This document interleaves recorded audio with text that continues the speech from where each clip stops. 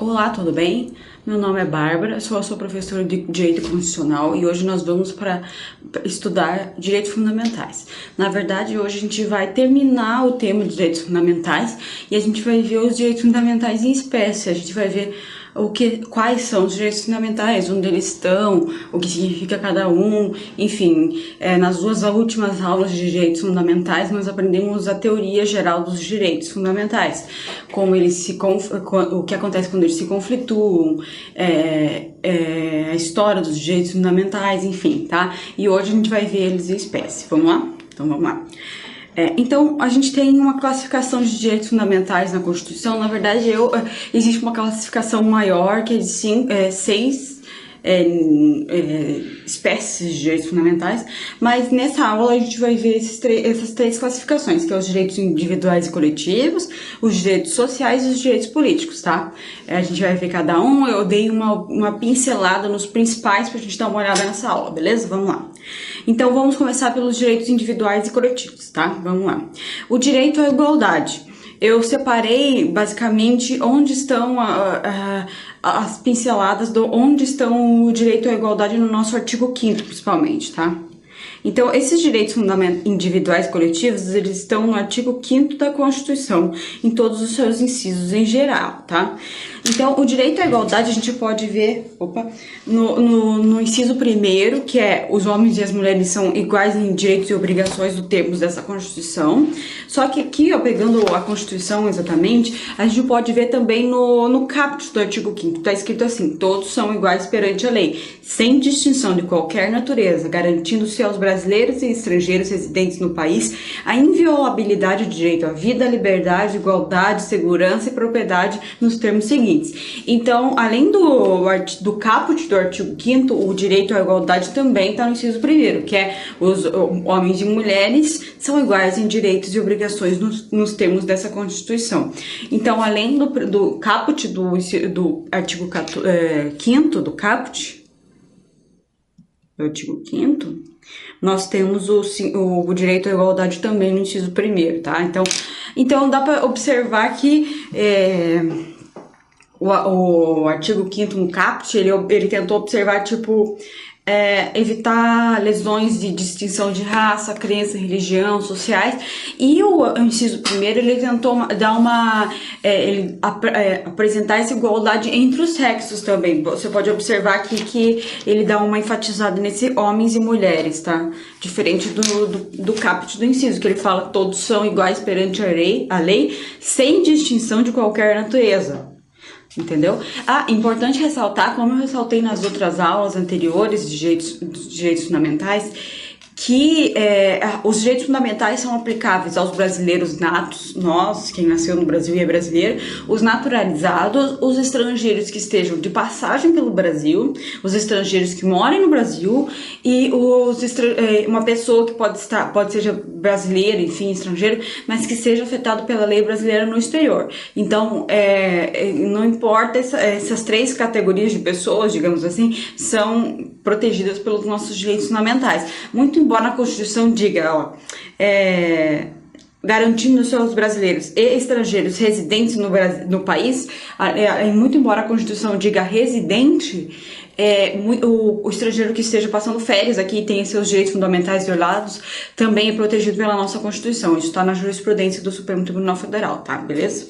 Vamos lá. Já o princípio da legalidade, como a gente vê aqui, ele, além de ser um direito, né, ele é um princípio, mas ele também é um direito. E ele aparece em vários locais da nossa Constituição, tá? Ninguém será obrigado a fazer ou deixar de fazer alguma coisa senão em virtude de lei. Tá? Não há crime sem lei anterior que o defina, nem pena sem prévia combinação legal, e são inadmissíveis no processo as provas obtidas por meios ilícitos.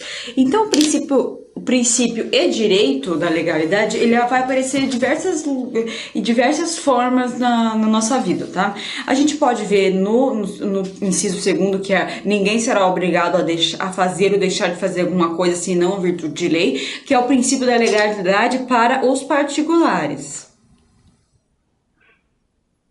A gente também tem um princípio da legalidade lá para a administração pública, que fica lá no artigo 37. Mas o princípio da legalidade para a administração pública, ele tem outro aspecto, tá? Aqui, vamos ver aqui, ó.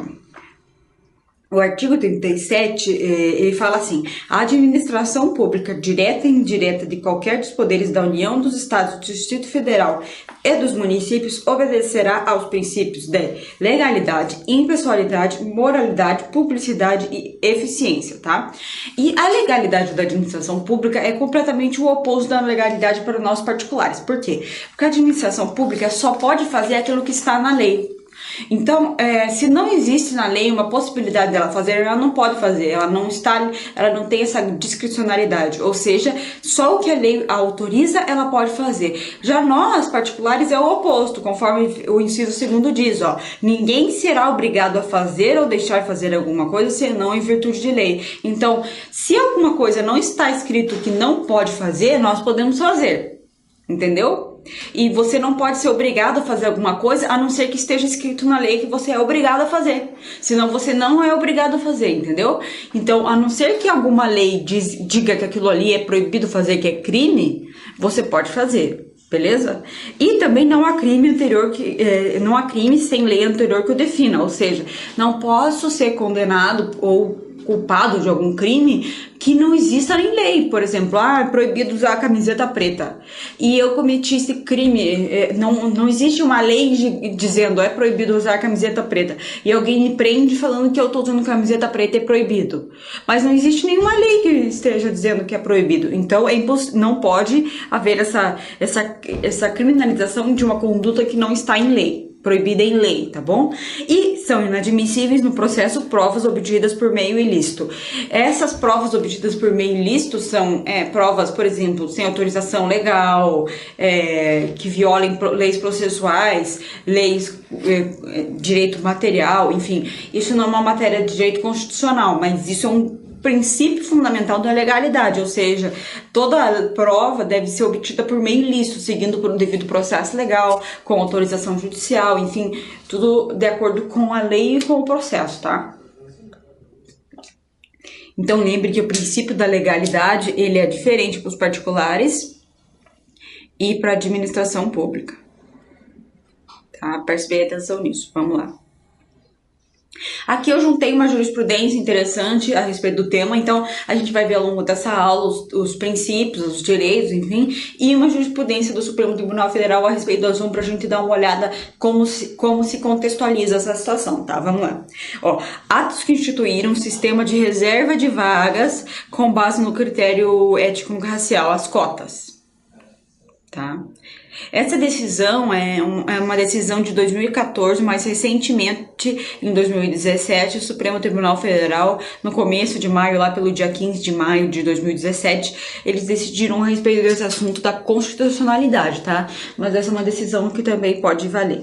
Ó, atos que instituíram um sistema de reserva de vagas com base no critério étnico-racial, que são as cotas com C, não com Q, que eu escrevi, no processo de seleção para ingresso de instituição pública de ensino superior, não contraria, ao contrário, prestigia o princípio da igualdade material, previsto no artigo caput do artigo 5º da Constituição da República. Beleza? Então, esse é um exemplo de jurisprudência a respeito dos direitos. Vamos lá, do jeito.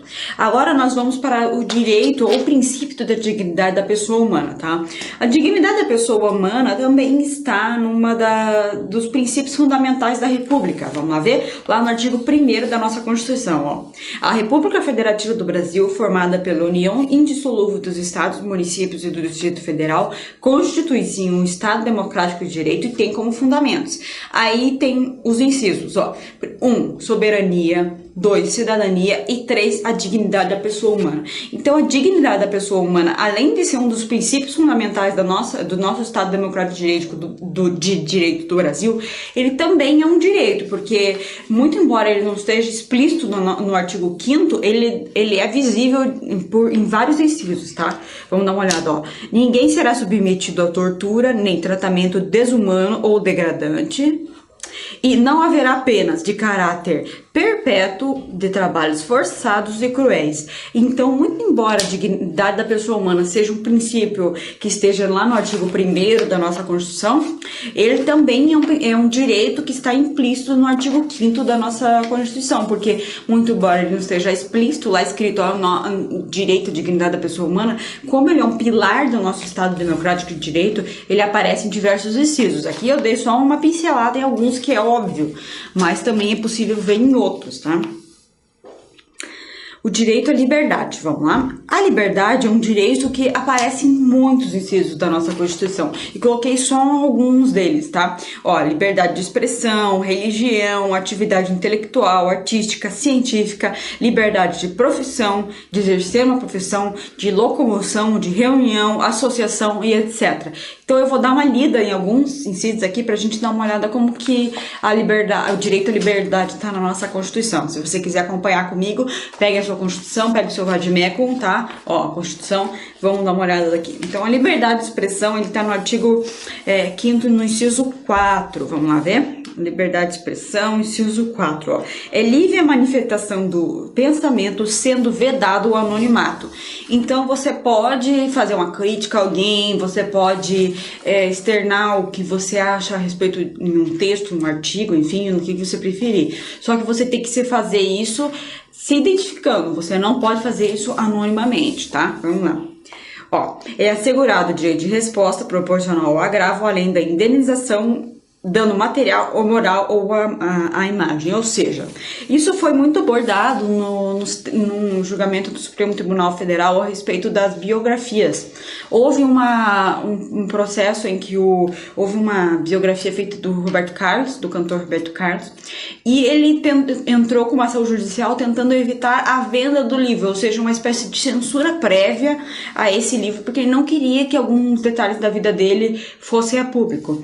E o Supremo Tribunal Federal negou esse pedido, dizendo que as pessoas têm livre liberdade ou a manifestação do pensamento. Só que caso ele tenha uma violação, ele é assegurado o direito de resposta proporcional ao agravo, além de indenização. Então, caso ele se sinta vulnerado, violado por aquele livro, ele pode processar por danos morais, o que não pode haver censura prévia, beleza? Então, o livro ele foi publicado e caso ele se sinta mal por causa desse livro, ele utiliza esse inciso 5º do nosso artigo 5º também, porque não é possível a censura prévia, mas ele pode ser, sim, indenizado por danos morais eventuais que possam acontecer, tá? E também temos aqui outra liberdade, ó. No inciso 6º, é inviolável a liberdade de consciência, de crença, sendo assegurado o livre exercício dos cultos religiosos e garantida na forma da lei a proteção aos locais de culto e suas liturgias. Ou seja, aqui a gente pode ver a liberdade de religião, de crença, enfim. Não necessariamente uma religião, porque às vezes você pode ser maçom, por exemplo, e maçonaria não é uma religião. Mas você uma espécie de culto, uma reunião, enfim, e também pode se encaixar nesse inciso, vamos lá?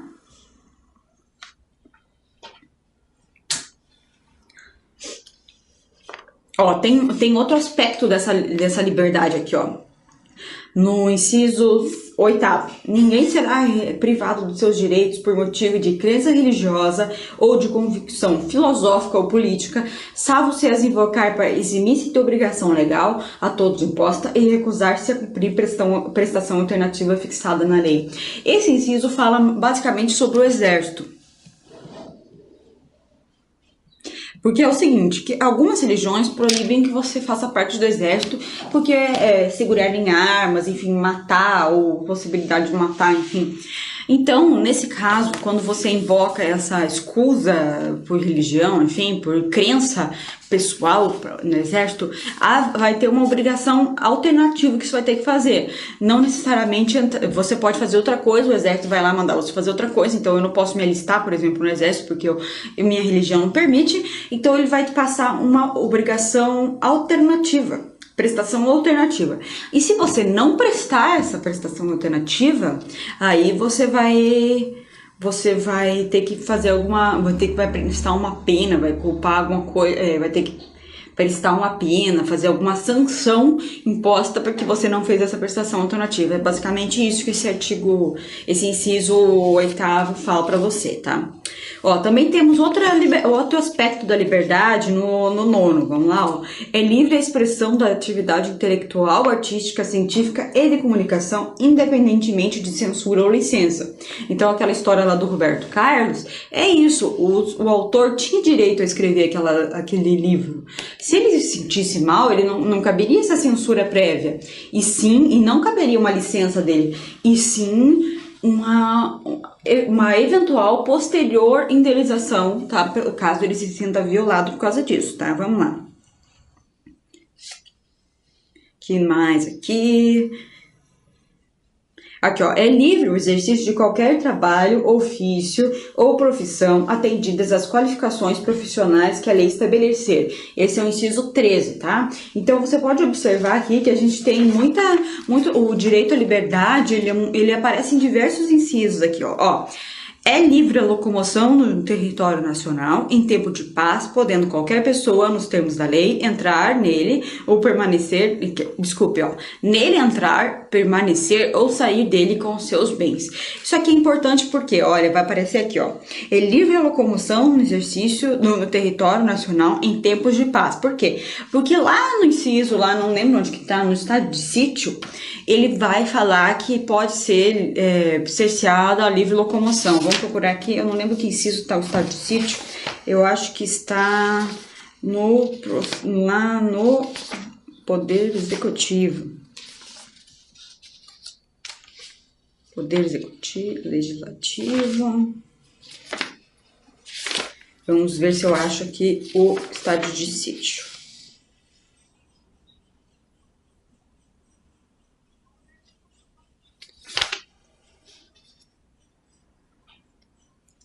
E, gente, eu não lembro onde que tá o estado de sítio, enfim. No estado de sítio, no estado de guerra, enfim, pode ser cerceado, sim, o direito de ir e vir, de reunião também. Então, é por isso que tá aqui nesse inciso, tá escrito no tempo de paz, porque em determinadas situações pode ser cerceado, tá? Olha, o direito de reunião. Todos podem se reunir-se pacificamente, sem armas, em locais abertos ao público, independente de autorização, desde que não frustrem outra reunião anteriormente convocada para o mesmo lugar, sendo apenas exigido prévio aviso à autoridade competente. Então, esse direito à reunião, ele é livre, só que ele pode ser cerceado de certa forma, caso eu marque uma reunião no mesmo lugar que tenha uma outra manifestação. Então, e dependendo da situação, a administração pública pode falar, olha, você pode se reunir, mas eu gostaria que você se reunisse no lugar X, porque vai ter outra manifestação. Então, aquela manifestação no lugar Y, você não pode frustrar, então vá no lugar X, entendeu? Então, a manifestação não pode ser cerceada, mas pode ser evitada em certos modos, em certos locais, tá bom? Mas isso não significa que as pessoas podem fazer quebra-quebra, enfim, tem que ser ordenada, tá? Ó, é plena liberdade de associação para fins lícitos, vedada a de caráter paramilitar. Então, a associação também é livre, tá? Ó, a criação de associações na forma da lei de cooperativas, independente da autorização, sendo vedada a interferência estatal no funcionamento. Então, as associações também são de livre criação e livre associação, tá? Ó, ninguém pode ser compelido a associar-se ou permanecer associado. Vamos ver aqui se temos mais algum aspecto do direito de liberdade.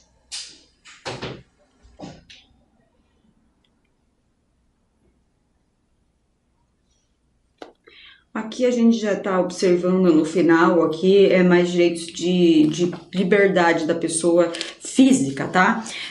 Ó, a liberdade, nós podemos ver aqui a liberdade física, a gente tem também de ir e vir, no caso, o habeas corpus, tá? Então a gente vai ver aqui, vamos lá.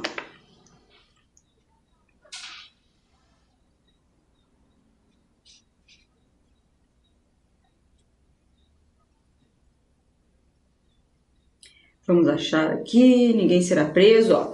Ninguém será preso senão em flagrante delito ou por ordem escrita e fundamentada de autoridade judiciária competente, salvo nos casos de transgressão militar ou crime militar ou crime propriamente militar, definidos em lei. A prisão de qualquer pessoa e o local onde se encontra serão comunicados imediatamente ao juiz competente e à família do preso por ele indicada, tá? A prisão ilegal será imediatamente relaxada pela autoridade judiciária. Ninguém será levado à prisão ou nela mantido quando a lei admitir liberdade provisória aos com ou sem fiança. Tá? Conceder-se-á habeas corpus sempre que alguém sofrer ou se achar ameaçado de sofrer violência ou coação de sua liberdade de locomoção por ilegalidade ou abuso de poder, tá? Então aqui a gente tem a liberdade de ir e vir e a possibilidade de cercear essa liberdade através da prisão ou a possibilidade de evitar que essa liberdade seja cerceada de forma ilegal, tá? Então a gente também tem isso aí, ó. Conceder-se-á qualquer cidadão é parte legítima para a procuração popular. Então a gente pode observar aqui, ó, que são gratuitas as ações de habeas corpus e habeas data na forma da lei, os atos necessários ao exercício da cidadania. Então a gente observa que a liberdade, eu coloquei só umas pinceladas dela aqui, mas ela é tão ampla quanto você pode observar. O artigo 5º, olha, tem vários incisos aqui. E ela aparece em diversos deles, não às vezes nem explicitamente, mas implicitamente no princípio, assim, como se fosse um princípio por trás daquele artigo, tá? Vamos lá. Aqui eu coloquei 2 jurisprudências a respeito desses direitos, vamos ver. Ó, a Lei 8.899 de 94 é parte das políticas públicas para inserir os portadores de necessidades especiais na sociedade e objetiva a igualdade de oportunidades e humanização das relações sociais, em cumprimento aos fundamentos da República de cidadania e dignidade da pessoa humana, o que se concretiza pela definição de meios para que eles sejam alcançados. Tem agora o Estatuto do Portador de Deficiência, que também visa a inclusão dele na sociedade, tá? Ó, não se pode permitir que a lei faça uso de expressões pejorativas ou discriminatórias ante o reconhecimento da liberdade de orientação sexual como liberdade essencial do indivíduo. Observe-se aqui que, olha, além de todos esses aspectos da lei que eu demonstrei da liberdade, direito à liberdade, também tem o direito à liberdade de orientação sexual. Então você pode observar que esse espectro é muito grande e pode alcançar diversos outros tipos de liberdade que muitas vezes nem estão escritos na Constituição. Vamos lá? Olha o direito de petição. O direito de petição aos poderes públicos em defesa de direitos e contra a ilegalidade ou abuso de poder, tá? Ó, conceder-se a habeas corpus, que também é uma forma de petição, e conceder-se a mandado de segurança, que também é uma forma de petição para proteger direito líquido e certo, não amparado por habeas data ou habeas corpus, quando o responsável pela ilegalidade ou abuso de poder for autoridade pública, agente de pessoa jurídica ou a serviço de atribuições do poder público. Então, o direito de petição, ele é bem amplo, tá? O direito de petição vai do você pedir uma certidão na administração pública, pode passar pelo habeas corpus e mandado de segurança. O direito de petição também pode ser, ó, na ação popular, tá? Aqui temos aqui, ó. Qualquer cidadão é parte legítima para a procuração popular que vise anular ato lesivo ao patrimônio público ou de entidade em que o Estado que participe, moralidade administrativa, ao meio ambiente e ao patrimônio histórico e cultural, ficando o autor, salvo comprovada má-fé, isento de custos judiciais e de ônus de sucumbência. Então você pode observar que, conforme eu disse anteriormente, além de ser gratuita o habeas corpus e habeas data, também a ação popular é gratuita. Então é uma forma de incentivar esse direito à petição, que é uma forma de participação do cidadão no Estado, na política, enfim, tá? Ó, temos uma decisão do STF. O direito de petição qualifica-se como uma prerrogativa de extração constitucional assegurada à generalidade das pessoas pela Carta Política. Traduz direito público subjetivo de índole essencialmente democrático. Então faz parte da forma do cidadão participar da vida pública, tá? O direito de petição, contudo, não assegura por si só a possibilidade do interessado, que não dispõe de capacidade postulatória, ingressar em juízo para, independente de advogado, litigar investigar em nome próprio ou com representantes de terceiros. Então, muito embora há o direito de petição na Constituição, em determinadas situações, como na ação popular ou no habeas data, você tem que ter advogado. No habeas corpus não é necessário advogado, tá? Vamos lá? Olha, o direito à privacidade, um dos direitos que mais estão presentes na nossa Constituição Federal. Ó, a casa é asilo inviolável do indivíduo, ninguém podendo nela penetrar sem consentimento do morador, salvo em flagrante delito, desastre ou para prestar socorro ou durante o dia por determinação judicial. Então, aqui nesse inciso aqui, a gente observa algumas limitações ao direito a inviolabilidade da casa, do domicílio. Vamos ver aqui, ó. Se houver flagrante delito ou decisão judicial, no flagrante delito poderá haver entrada dentro da casa do sujeito a qualquer hora. Por exemplo, o sujeito está correndo na rua, foi visto assassinando uma mulher no meio da rua. O policial viu, saiu correndo, ele correu, entrou dentro de casa. Não é porque ele está dentro da casa dele, se trancou lá, o policial é impossibilidade de entrar lá. Não, ele está em flagrante, então ele pode entrar dentro da casa para prender esse cidadão, tá? Durante o dia, por determinação judicial. Então, a determinação judicial vai ser, o mandado judicial de prisão pode ser cumprido somente durante o dia. À noite, só se for autorizado, tá? Pelo morador. Caso contrário, somente durante o dia, tá? Ou em caso de desastre, por exemplo, tem uma avalanche na casa da pessoa, cai um desabamento na casa da pessoa, não vai precisar de autorização judicial para salvar alguém. Então, pode entrar sem necessidade de autorização ou mandado judicial, tá? Ó, é inviolável o sigilo da correspondência, das comunicações telegráficas, de dados e das comunicações telefônicas, salvo no último caso por ordem judicial, nas hipóteses da forma que a lei estabelecer para fins de investigação criminal ou instrução de processo penal. Então, observe aqui que, além disso, também pode inserir o sigilo bancário, tá? Então, a privacidade também vai em relação de correspondência, comunicações telefônicas, quer dizer, bancário, dados, enfim, telegráficas, dados. Então, a única forma de quebrar isso é por ordem judicial, na forma da lei, em investigação criminal, preste bem atenção, ou instrução processual penal. Então, numa ação civil, isso não é possível de acontecer. Tem uma lei que regulamenta isso exatamente, mas conforme a Constituição já diz de antemão, é só investigação criminal ou processo penal. Civil não é possível, tá? Pode haver prova emprestada, é claro, possível, mas não pode o civil criar essa prova, pode ser emprestar a prova do processo penal, tá? Vamos lá. Então, existem outras possibilidades desse direito à privacidade aqui. Temos outras formas aqui, ó. São invioláveis a intimidade, a vida privada, a honra, a imagem das pessoas, assegurado o direito à indenização pelo dano moral ou material ou moral decorrente de sua violação. Então, também temos o direito à privacidade, que protege a intimidade, vida privada, a honra e a imagem, tá? Vamos ver aqui. Mais aqui. Privacidade.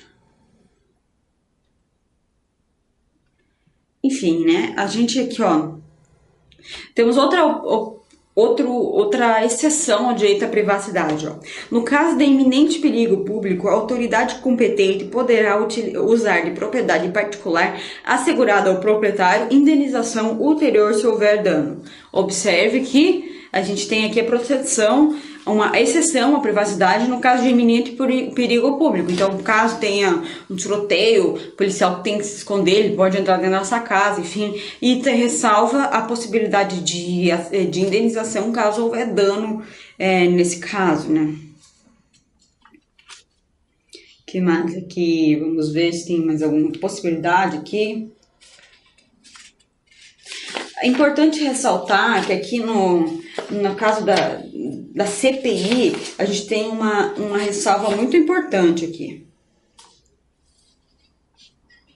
Vamos ver se eu acho aqui a CPI, fixação, zelar pela competência,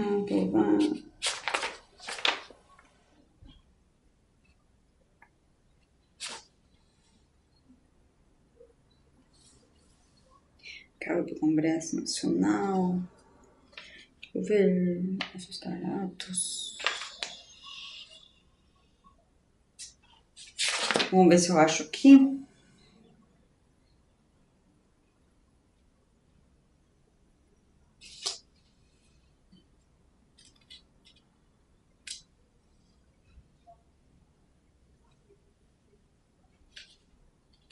Achei aqui, desculpa gente, mas eu precisava achar. No artigo 58, no parágrafo 3º da Constituição. Se você quiser acompanhar, vamos lá. Ó.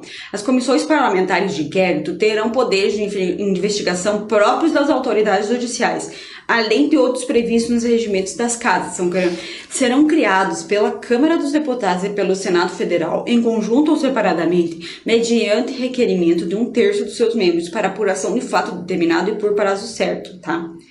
Importante ressaltar aqui que, muito embora esteja escrito aqui, as comissões parlamentares de inquérito terão poderes de investigação próprios das autoridades judiciais, existem algumas coisas, algumas determinações que eles não podem fazer em relação ao direito da privacidade, tá? Eles podem fazer a quebra de sigilo bancário, tá? Mas eles podem requerer a quebra do sigilo das comunicações. Então eles podem quebrar o sigilo bancário e os dados telefônicos, mas eles não podem fazer por eles mesmos a decretação da quebra do sigilo telefônico, ou seja, os dados telefônicos são aqueles dados do que vai aparecer o telefone que você ligou, a sua conta do telefone, digamos assim, os telefones que você ligou. Agora, a conversa, o grampo, digamos assim, ele só pode ser feito pelo juiz. Então, muito embora que as comissões, a CPI diga que eles têm poderes de investigação próprios de autoridades judiciais, tem algumas limitações, tá? Então, o STF já entendeu que ele pode haver quebra do sigilo bancário e dos dados telefônicos, mas o grampo não é possível ser feito pela CPI, tá bom? Então, preste bem atenção, isso é um direito à privacidade que muitas vezes é protegido pela Constituição, vamos lá? Ó, temos aqui, ó, sigilo bancário, espécie de direito à privacidade protegido pela Constituição de 1978, não é absoluto, pois deve ceder diante dos interesses públicos, sociais e da justiça. Assim, deve ceder também na forma e com observância do procedimento legal, com respeito ao princípio da razoabilidade. Então, às vezes, em alguns casos, pode quebrar o sigilo bancário, em outros casos, não. Então, não é absoluto.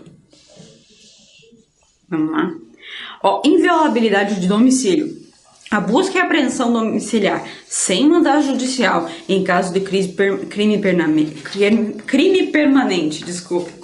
fixada a interpretação que a entrada forçada em domicílio sem mandado judicial só é lícita, mesmo em período noturno, quando amparada por fundadas razões devidamente justificadas a posteriori, que indiquem que dentro da casa ocorre situação de flagrante delito sob pena de responsabilidade disciplinar, civil e penal do agente ou da autoridade e a nulidade dos atos praticados.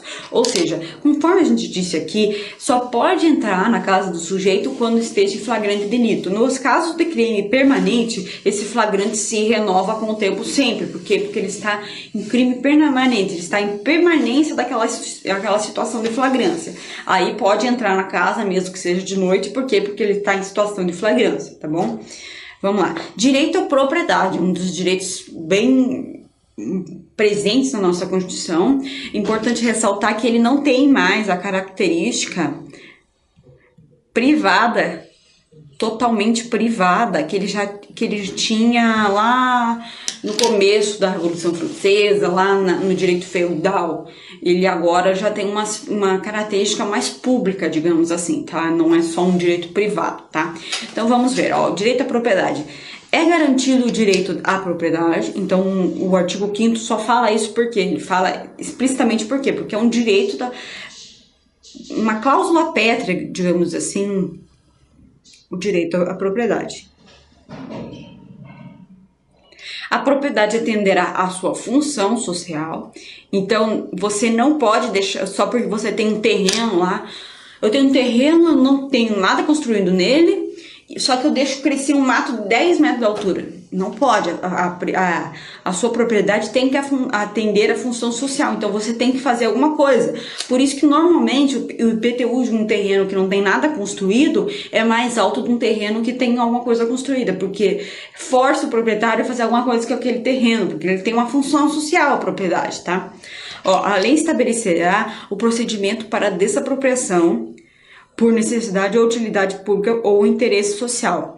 Então, o direito à propriedade também tem exceções. Uma delas é a desapropriação, que é a forma de colocar um interesse público sobre o interesse privado, tá? Ó, a pequena propriedade rural, assim, definida, desde que trabalhada pela família, não será objeto de penhora. Então, vamos ler inteiro esse inciso, porque esse inciso é importante. Vamos lá.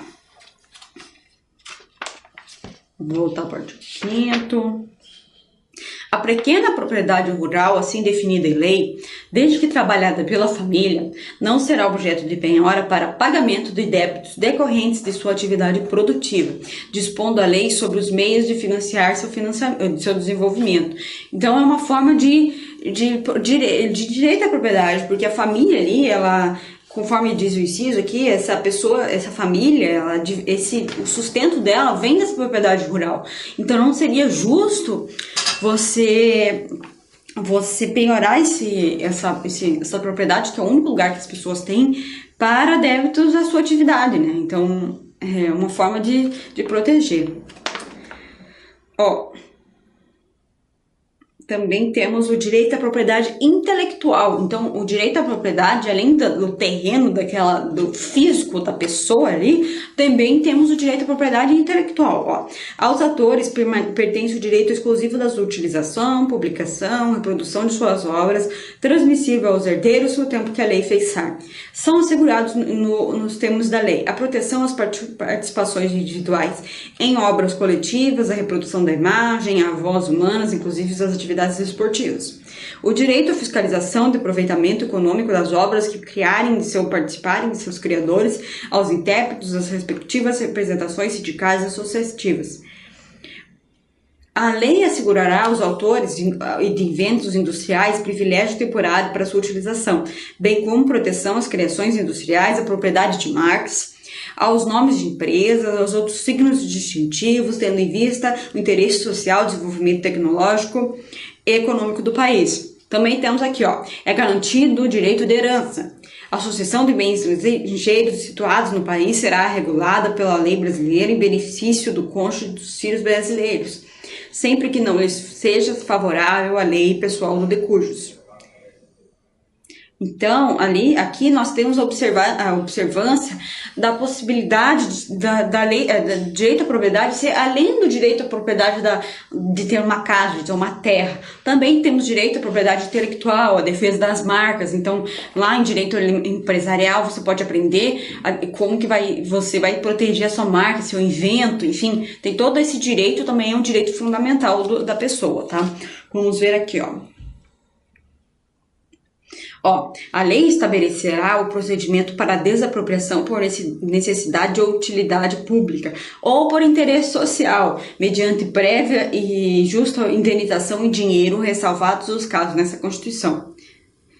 Temos aqui também, ó, então nós temos vários direitos de propriedade de diversas formas. Então é muito interessante isso, porque quando a gente fala em direito à propriedade, a gente só pensa naquela propriedade de ter uma terra, de ter um usucapião, e pode ter uma propriedade intelectual, você escrever um livro, você pintar um quadro, enfim, também é defendido pela Constituição, tá? Vamos lá.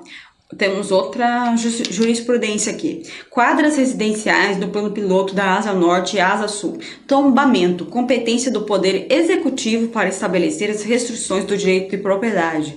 O tombamento é constituído mediante ato do Poder Executivo, que estabelece o alcance da limitação ao direito da propriedade.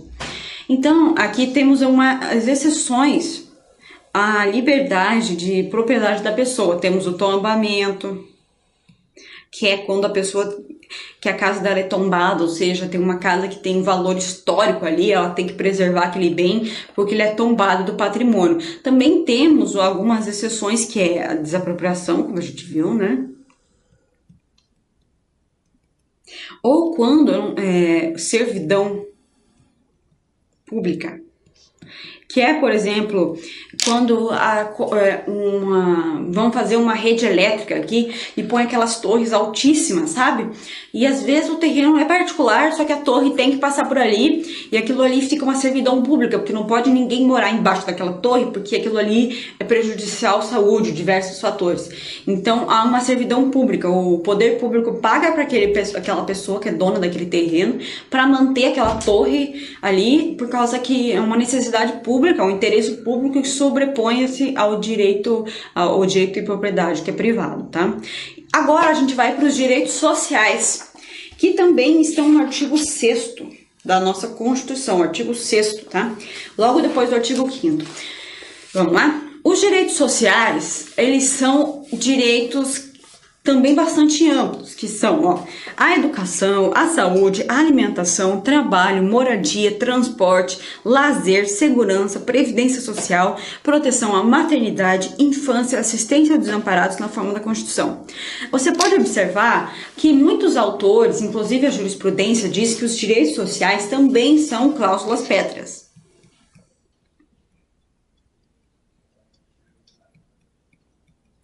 E também são direitos fundamentais. Então, muito embora somente diga o artigo 5º aqui, que sejam direitos e deveres individuais, coletivos e fundamentais, as garantias fundamentais, o artigo 6º também pode ser incluído nos direitos fundamentais, tá? Muitos deles, muitos autores e a jurisprudência também têm se inclinado nesse sentido, que educação, saúde são direitos fundamentais, que são aplicáveis diretamente, não cabem restrição, enfim, tá? O artigo 6º, é importante ressaltar, que o caput ele nomeia esses direitos sociais, mas os incisos e os demais artigos, eles falam mais no trabalho. Então, muito embora os direitos sociais sejam todos eles, o capítulo de direitos sociais trabalha mais sobre direitos do trabalho, enfim, garantias do trabalhador, tá? A gente vai falar sobre isso agora, vamos lá, Vamos lá, ação direta de constitucionalidade por omissão, alegada inércia atribuída para o presidente da República erradicar o alfabetismo no país, para implementar o ensino fundamental obrigatório e gratuito a todos os brasileiros, tá? Aqui diz que é dever de todos e da nação, direito de todos e dever da nação a educação. Então aqui diz que é dever do Poder Executivo erradicar o alfabetismo no país, tá? Temos lá, pesquisas com substâncias humanas para fins terapêuticos, direito à saúde, positivado com de primeiros direitos sociais de natureza fundamental. Conforme eu disse, então temos essa característica que os direitos fundamentais têm natureza fundamental, então eles também sociais têm natureza fundamental, então eles também são considerados direitos fundamentais, tá? Olha, também como o primeiro dos direitos constitutivos da Seguridade Social. Saúde, que é direito de todos e dever do Estado. Garantida mediante ações e serviços de pronto qualificadas como de relevância pública. A Lei de Biossegurança como instrumento de encontro do direito à saúde com a própria ciência. Nos casos de ciências médicas, biológicas e correlatas, diretamente postas pela Constituição a serviço desse bem inestimável do indivíduo, que é a sua própria rigidez físico-mental. Então aqui ele diz que, em geral, a respeito da utilização de células-tronco para melhorar a saúde de indivíduos que têm problemas de mobilidade, enfim, que aquilo ali é uma aplicação do direito à saúde, tá? Que todos têm direito à saúde, é um direito fundamental. Então, conforme eu disse, o capítulo aqui de direitos sociais, ele fala dos diversos direitos sociais, mas ele fala mais do direito ao trabalho e as garantias do trabalhador. Então a gente vai ver basicamente as garantias do trabalhador agora, que são os direitos sociais, tá? Olha, relação de emprego protegida contra despedida arbitrária ou sem justa causa. Então existem as multas, enfim, trabalhistas que tendem a evitar a demissão sem justa causa ou arbitrária, tá? Olha, seguro-desemprego, fundo de garantia do tempo de serviço, que é o FGTS, tá? Então, essas garantias são constitucionais, tá? Salário mínimo, piso salarial. Esse salário mínimo é importante falar aqui no inciso 4º do artigo 7º, que o salário mínimo, ó, vamos lá, salário mínimo fixado em lei, nacionalmente unificado, capaz de atender às suas necessidades vitais e básicas de sua saúde com moradia, alimentação, educação, saúde, lazer, vestuário, higiene, transporte e previdência social, com reajustes periódicos que lhe preservem o poder aquisitivo, sendo vedada a vinculação para qualquer fim. Então, o salário mínimo ele é bem amplo e deveria ser capaz de pagar saúde, moradia, educação, enfim, uma dignidade para o trabalhador, tá?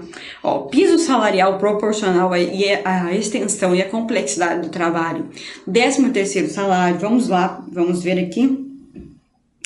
O 13º salário está no inciso 8º.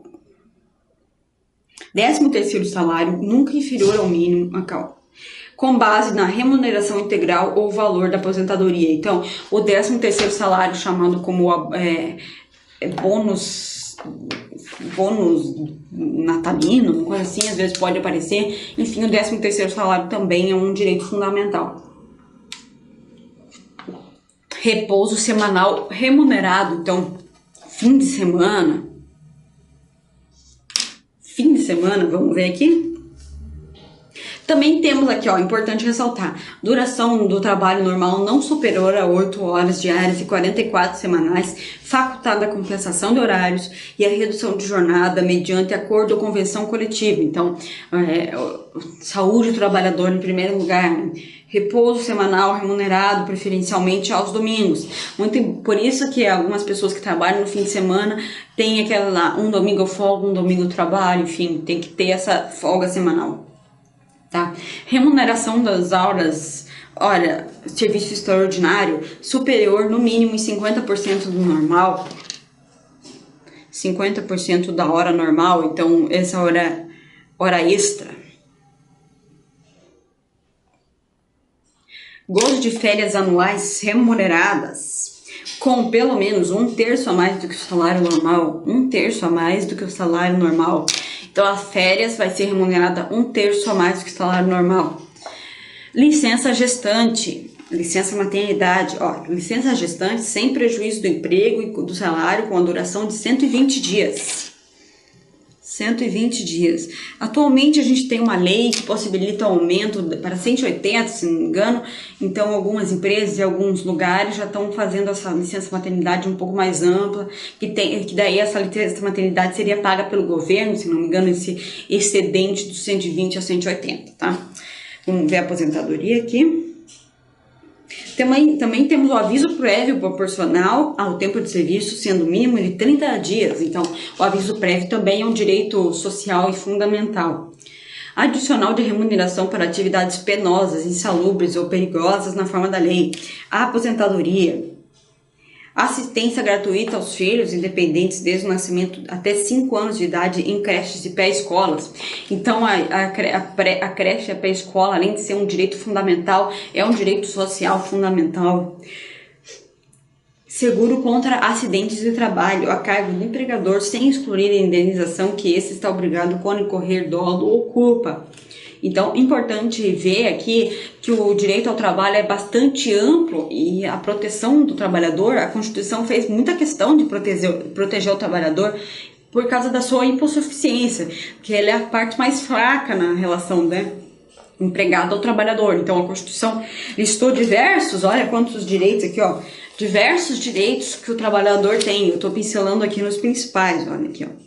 Proibição de qualquer discriminação no tocante ao salário e critérios de admissão do trabalhador e portador de deficiência. proibição do trabalho noturno, perigoso ou insalubre a menores de 18 anos ou de qualquer trabalhador em menores de 16 anos, salvo condição de aprendiz aos 14 anos. Então aqui se proíbe o trabalho infantil, aqui ó, proibição de qualquer trabalho a menores de 16 anos, exceto o menor aprendiz, tá? E o menor aprendiz, ele tem uma redução de carga horária, tem uma proteção bastante ampla pela legislação infraconstitucional, tá? Vamos ver aqui, ó. Igualdade de direitos entre trabalhador com vínculo empregatício permanente e o trabalhador avulso, muito importante. Tá? Então aqui também, ó, assegurado o direito de greve, competindo ao trabalhador decidir sobre a oportunidade de exercê-lo e sobre os direitos que devam por dele defender. A lei definirá os serviços e atividades essenciais e disporá sobre o atendimento das necessidades inadiáveis da comunidade. Então tem uma lei que regulamenta o direito à greve do trabalhador, mas também o direito à greve é constitucional, então não pode ser cerceado, tá? É assegurada a participação dos trabalhadores empregados nos colegiados de órgãos públicos em seus interesses profissionais, previdenciários, que sejam objeto de discussão e liberação. Então, enfim, aqui a gente está tentando dar uma pincelada em geral nos direitos do trabalhador. É importante você dar uma lida em casa no artigo 6º e 7º, que são os direitos sociais fundamentais, que são características também, são dados como direitos fundamentais, tá? Então, a gente vai dar uma olhada agora no direito à saúde, vamos voltar aqui, ó.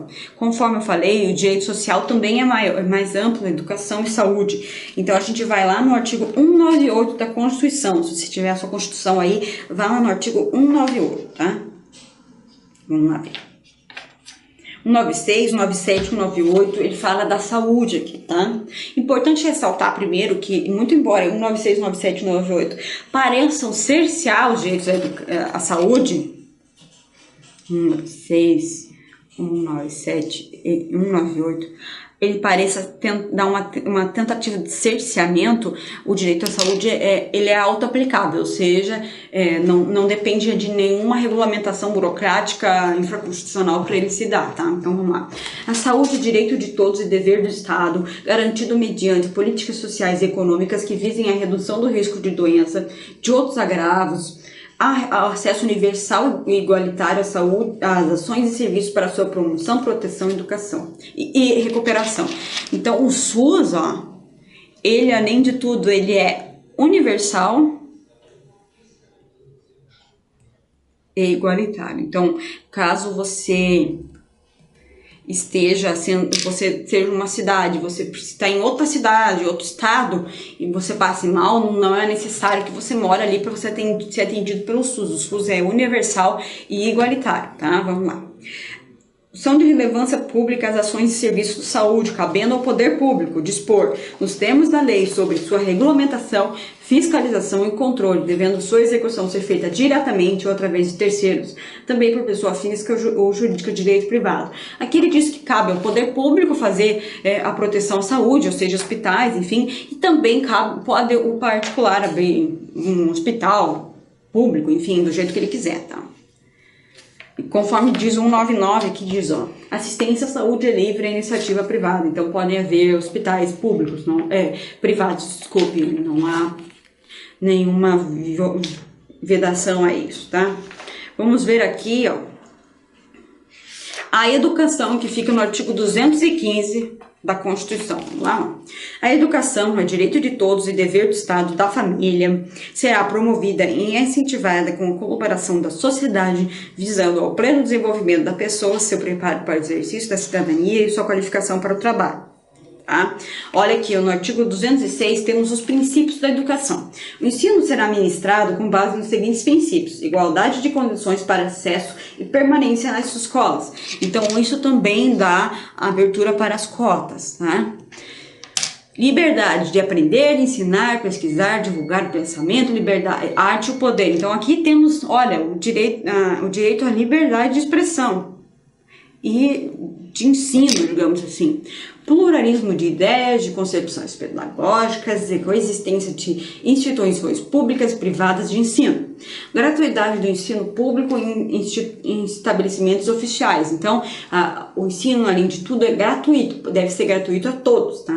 Valorização dos profissionais da educação escolar, garantidos na forma da lei, planos de carreira, com ingressos exclusivamente por concurso público de provas e títulos. Aulas da rede pública. Gestão democrática do ensino público na forma da lei, ou seja, gestão democrática significa que todos devem se participar, quando vai decidir alguma coisa nas escolas, na base de ensino, enfim, no currículo, tem que ser democrático, tem que ser uma decisão que tenha discussão prévia antes, tá? Então, enfim, esses são os direitos em geral sociais, tá? Importante ressaltar novamente que eles são de cunho fundamental, ou seja, não cabe uma restrição burocrática de lei infraconstitucional para ele ser exigido, tá? Aqui temos algumas decisões sobre direito ao trabalho. Deve-se mencionar que o rol de garantias do artigo 7º da Constituição não exaure a proteção aos direitos sociais, então pode haver proteção infraconstitucional ou própria na Constituição. A Suprema Corte vem se pronunciando no sentido que a remuneração do servidor público não pode ser inferior ao salário mínimo. Esse entendimento se aplica ao servidor que trabalha em jornada reduzida. Então, aqui temos o direito ao salário mínimo, conforme você observou aqui nos direitos sociais, tá? Agora nós vamos para os direitos políticos. O que são os direitos políticos? Os direitos políticos eles são amplos, eles se incluem, inclusive, os direitos a participar das decisões, tá, do Estado. A soberania popular será exercida com sufrágio universal, pelo voto, direto e secreto, com igual valor a todos, nos termos de lei, mediante plebiscito e referendo. Importante ressaltar o seguinte, que há uma diferença entre sufrágio e voto, tá? O sufrágio, ele tem uma característica ampla, ele é o ato de você poder escolher e participar da vida pública. O sufrágio se manifesta, dentre outras possibilidades, através do voto. Então, o voto é a manifestação do sufrágio, mas eles não são a mesma coisa, tá? O plebiscito, o referendo, além da eleição, ele também é uma forma de participação popular na decisão ali das leis, enfim, da discussão de uma lei, de um estatuto, enfim, pode haver plebiscito ou referendo. É importante ressaltar que o plebiscito ele vem antes da lei, então lembre que P de prévio, então o plebiscito vem antes e o referendo vem para referendar uma lei, então ele vem posteriormente à edição de uma lei, tá? Também é importante ressaltar que os direitos políticos, é vedada a cassação de direitos políticos. A cassação de direitos políticos, essa palavra cassação, ele vem sem processo, devido ao processo legal, enfim, ele era uma prática muito comum na ditadura militar, então é proibido a cassação. Pode ser suspenso ou os direitos políticos podem ser suspensos, tá? No artigo 5º você pode... 15 você pode observar, aqui, ó.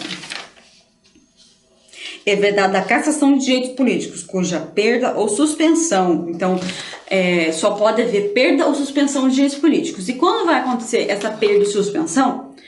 Cancelamento da naturalização por sentença transitada em julgado, incapacidade civil absoluta, condenação criminal transitada em julgado enquanto durar de seus efeitos, recuso de cumprir obrigação a todos imposta ou prestação alternativa nos termos do artigo 5º, inciso 8º.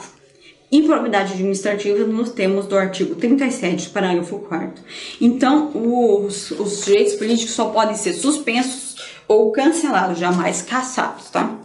A iniciativa popular pode ser exercida, aqui eu coloquei o artigo 61 da Constituição, que fala de como você pode colocar lá uma lei, um projeto de lei para ser votado com iniciativa popular.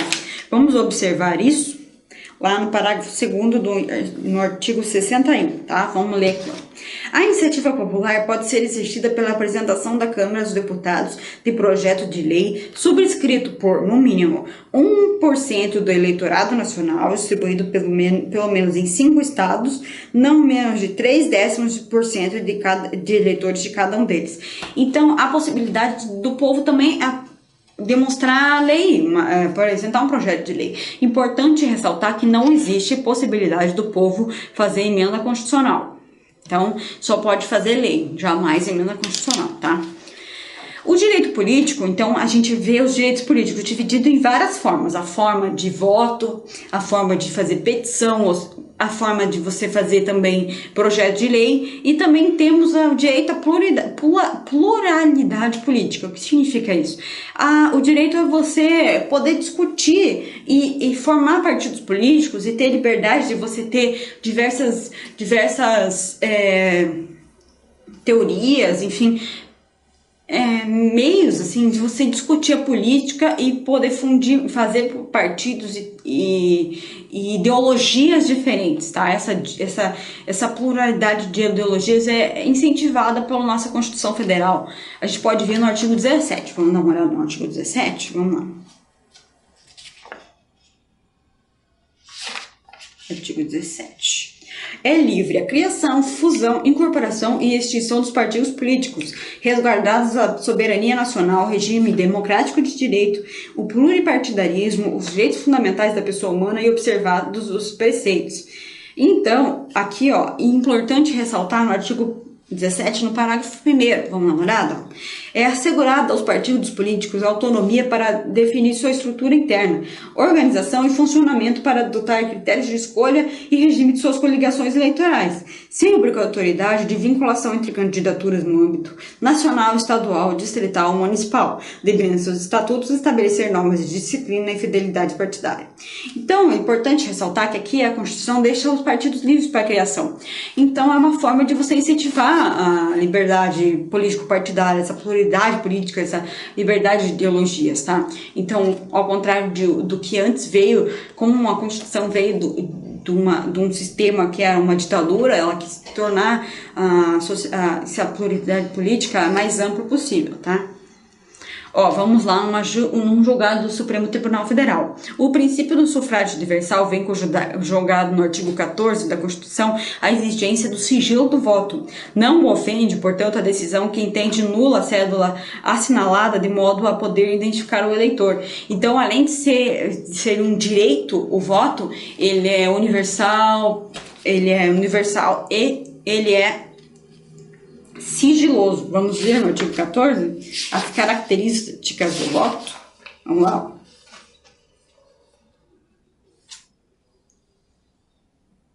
A soberania popular será exercida através do sufrágio universal, do voto direto e secreto, ou seja, sigiloso, com valor igual para todos, ou seja, todo mundo tem o mesmo voto, e nos termos da lei, mediante plebiscito, referendo ou iniciativa popular. O alistamento eleitoral e o voto são obrigatórios para os maiores de 18 anos e facultativo para os analfabetos maiores de 70 e maiores de 16 e menores de 18. Então, se você tem 17 anos ou 16, se você é analfabeto,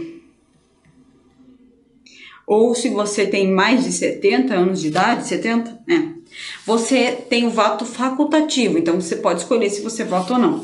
Ó, se você tem 18 anos, se você é alfabetizado, nessas duas hipóteses, assim, com essas duas características, você tem que votar, o voto é obrigatório, tá? Então, são esses os direitos fundamentais. Basicamente, os direitos fundamentais estão no artigo 5º, no artigo 6º, no artigo 7º, e são os direitos políticos também, porque nós entendemos que o voto também é um direito fundamental, uma forma de participação do cidadão no Estado, então é de cunho de importância fundamental, tá? Espero que você tenha entendido. Importante você dar uma lida no artigo 5º, dar uma olhada nos outros artigos da Constituição, observar a amplitude que tem esses direitos fundamentais na nossa vida, tá bom? Muito obrigada e até mais.